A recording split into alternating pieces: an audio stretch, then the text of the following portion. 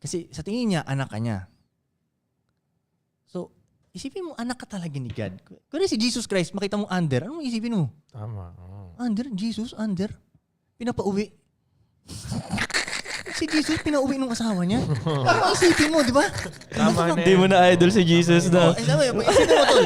Hindi mo na siya idol nun. Isipin mo, nasa Last Supper sila. Bilang sabihin ni Jesus. Meeting sila. Sabihin, after Last Supper. Tumawag. Uwi na ako, Peter. Kasi, Nagpadala na lang messenger eh. Oo, papel pa ng messenger, no? Bata, may dalang ano. Uwi ka na daw. Uwi ka na daw. Anong oras na? Ay, uwi na ako ha. Pinauwi na ako. Di ba?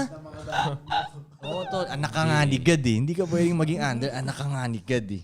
Ikaw nga yung pinanganak para mag-lead eh. Oo. Mag-lead sa inyo, Yes. nung family mo, Mahirapan nung mag-lead babae. yung nung... iba. Actually, yun yung sa mga maliliit na Ano, laki ka? Mahirapan mag-digest yung iba na ito. Ayos lang yun. Okay lang yan. Tol, Pero yung